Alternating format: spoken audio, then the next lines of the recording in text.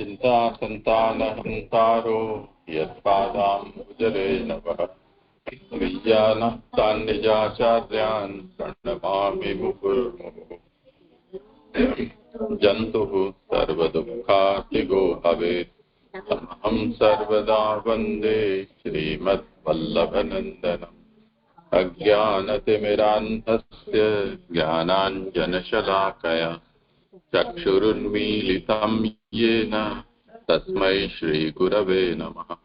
नमामि हृदये शेषे लीलाक्षीराब्धिशायिनं लक्ष्मीसहस्रलीलाभिः सेव्यमानं कलानिधिं चतुर्भिश्च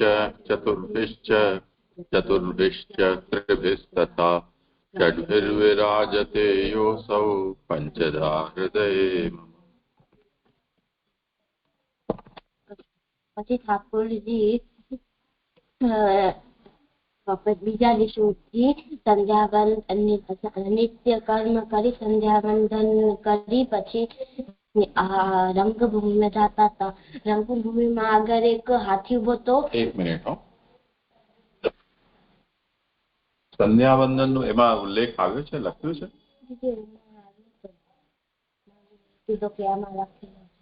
નહીં તો સુધારી લેજો, જો પુસ્તકમાં પણ હોય તો ખોટું છે.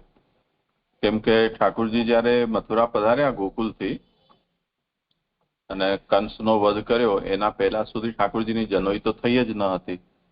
ઠાકોરજીની જનોઈ તો કંસનો વધ થયો, વસુદેવ દેવકીજીને છોડાવ્યા, ઉગ્રસેનને રાજા બનાવ્યા, એના પછી વસુદેવજીએ ઠાકોરજીની જનોઈ કરી અને પછી ઉજ્જૈની સાંદીપની ઋષિને ત્યાં ભણવા માટે મોકલ્યા. તો સંધ્યા ને એ બધું તો જનોઈ પછી હોય ને, એટલે નિત્ય ક્રમ કરીને ને બસ એટલું આપણે કહેવું જોઈએ.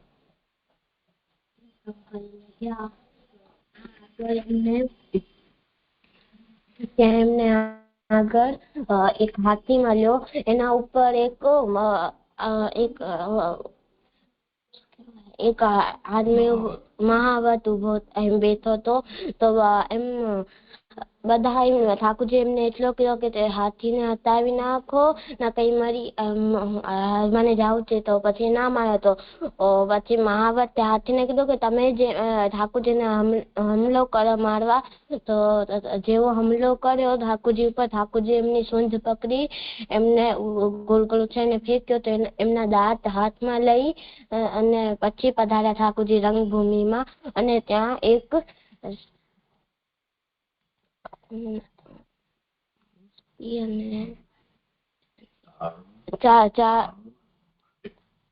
ચારુણ ત્યાં ઉભો હતો અને એમને કીધું ઠાકોરજીને કે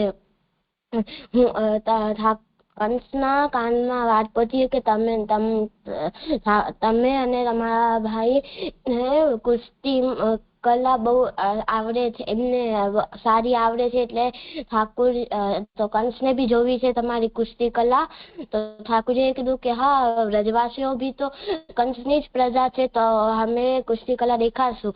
તો ચારુને કીધું કે ઠાકોરજીને કીધું કે તમે મારા સાથે કુસ્તી કરજો અને મુસ્તિક ને કીધું કે તમે બલદાવજી સાથે કુસ્તી કરજો. તો ત્યાં ચારુને જયારે કરતો તો એમને કુસ્તી કલામાં એમને મૃત્યુ થઈ ગઈ. ઠાકોરજી અને બલદાવજી એમને મારી નાખ્યા. આમાંથી શીખ મળે છે કે આપણે અહંકાર ના કરવો જોઈએ. જેમ કે ત્યાં હાથી ઉપર મહાવતે જેમ કર્યો તો અહંકાર ના કરો. સંધ્યા નહીં આવે ને?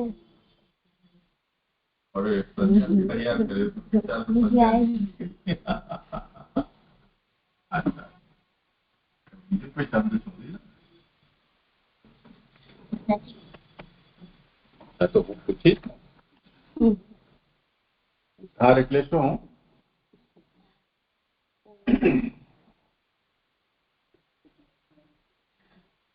એટલે ઉપર અને મને નથી ખબર. જે સ્થિતિમાંથી આપણે ઉપર ઉઠીએ તેને અત્યારે તું બેઠો છે ને ઉભો થઈ જાય તો ઉદ્ધાર કહેવાય. તો ઉપર એટલે ઉપરના માળમાં જતો રહે તો સંસાર ઉપર સંસાર પરથી ઉપર. સાચી વાત છે. અહીંયા ચાણૂર, મુટ્ટીક ને કુબલિયાપીઠ, મહાવત આ બધાનો ઉદ્ધાર એવી રીતે કર્યો. તો ઠાકોરજીએ તેમને અહીંયા ઉદ્ધાર કેવી રીતે આપશે? જયારે ઠાકોરજીએ હાથીની સૂંઢ પકડીને એને ઘુમાવીને ફેંક્યો તો એ ઉપર ત્યારે તેમનો ઉદ્ધાર એટલે ઉપર ઉછળ્યો એટલે ઉદ્ધાર થઈ ગયો. અરે વાહ. ઠાકોરજી જયારે એમને મારે ત્યારે મૃત્યુ થઈ ગયું. ઠાકોરજી જયારે એમની માર્યો અને એમની મૃત્યુ થઈ ત્યારે એમનો ઉદ્ધાર થયો. આ શબ્દનો અહીંયા શું અર્થ થશે? કયા અર્થમાં ઉદ્ધાર થયો? જે લોકમાં છે એના બીજા લોકમાં હાલ્યા જાઓ. જે લોકમાં છે એના બીજા લોકમાં હાલ્યા જાઓ. અત્યારે કયા લોકમાં હતા? પૃથ્વી. પૃથ્વી. એનાથી કોઈ બીજા લોકમાં.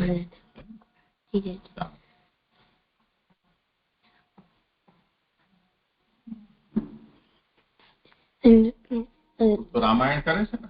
કર રામાયણ.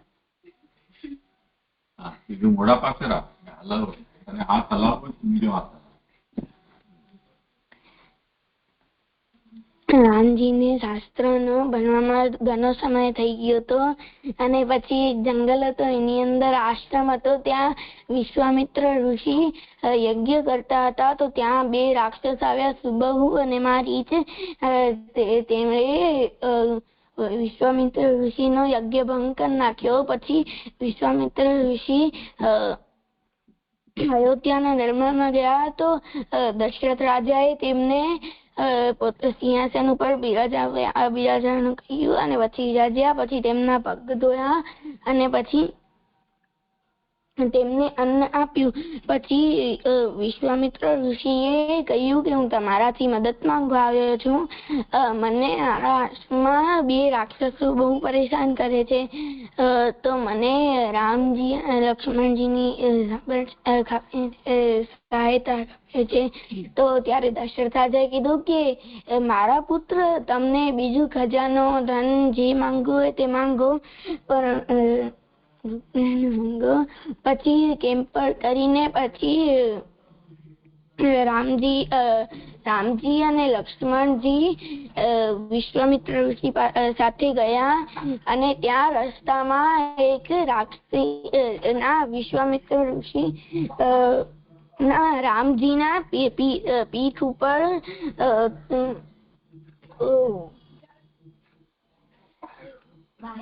બાણ ને ધનુષ ને બાણ હતી. અને પછી વિશ્વામિત્ર ઋષિ જોતા હતા કે કેટલા સુંદર લાગે છે. અને પછી ત્યાં રસ્તામાં એક રાક્ષસી આવી અને દાનવ આવી અને પછી તેનું નામ હતું તડકા. પછી પછી તેમને રામજીએ તેમને તીર મારીને તેમનો વધ કર્યો. નથી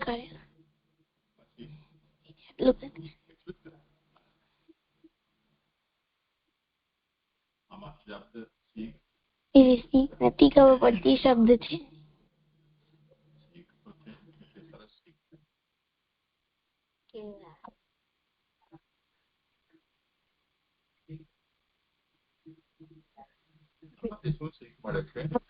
આપણે અતિથિ આવે તો એમનું સન્માન કરવો જોઈએ.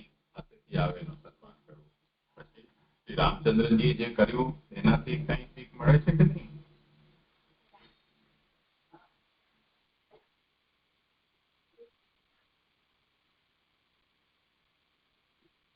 રામચંદ્રજીએ શું કર્યું?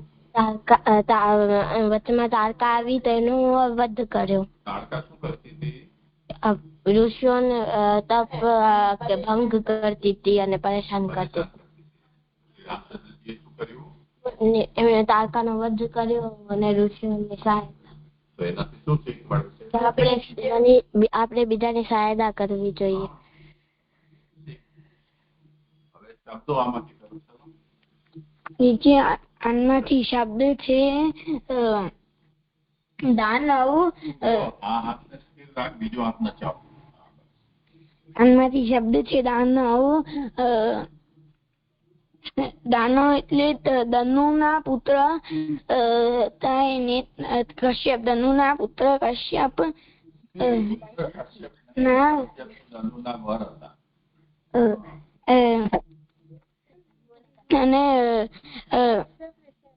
અને કશ્યપ ઋષિ અને ધનુના પુત્ર હતા એને દાનવ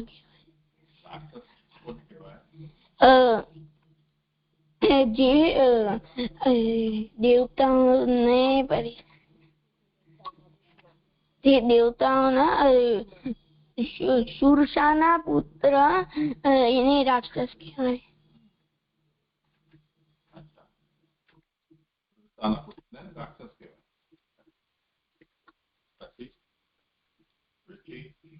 ઋષિ એટલે જે મંત્રના દેવતા હોય અને મંત્રની શક્તિનો સાક્ષાત્કાર હોય એને ઋષિ કહેવાય.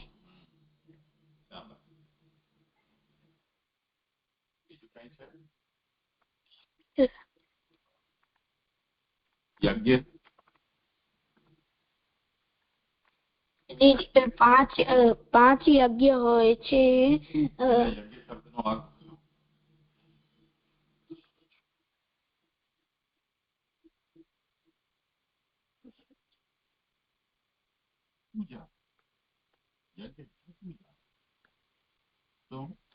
એટલે પૂજા.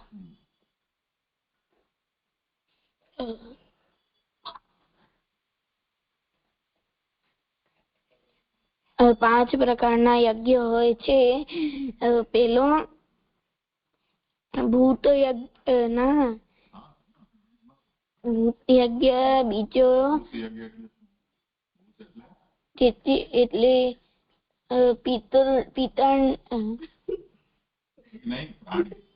પ્રાણીને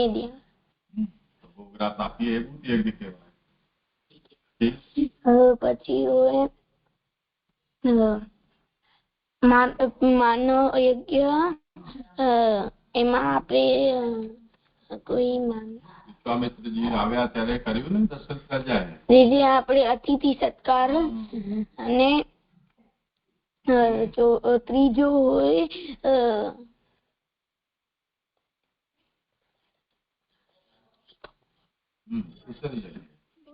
પિતૃ યજ્ઞ એટલે પિતૃ માટે જે યજ્ઞ પિતૃની પૂજા કેમ થાય?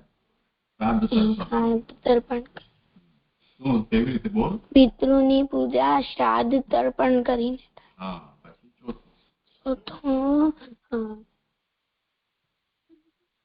બ્રહ્મ યજ્ઞ. એટલે શું? ધ્યાન કરો. વેદ ધ્યાન કરો. વેદ નો ધ્યાન કરો.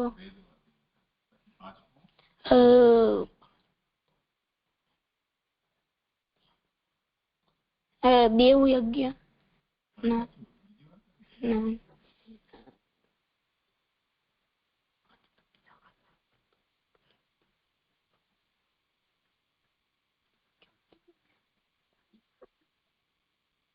ભૂત યજ્ઞ, પિતર યજ્ઞ, નમ્ર યજ્ઞ, બ્રહ્મ યજ્ઞ, ભૂત અને અતિથિ સત્કાર.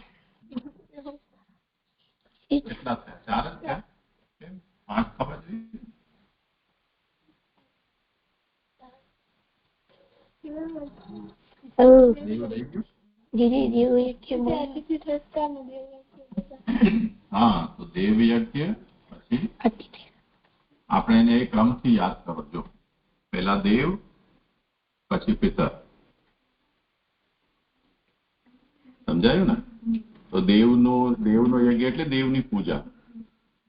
દેવ મૂર્તિની પૂજા પણ હોઈ શકે અને અગ્નિમાં આહુતિ આપીને પણ દેવ યજ્ઞ થાય. તો આ એક પ્રકાર છે. પછી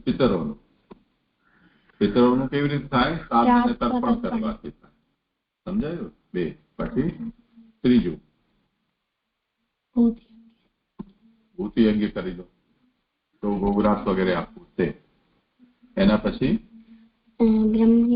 બ્રહ્મયજ્ઞ એટલે સ્વાધ્યાય વેદ વગેરે નો અભ્યાસ કરવો.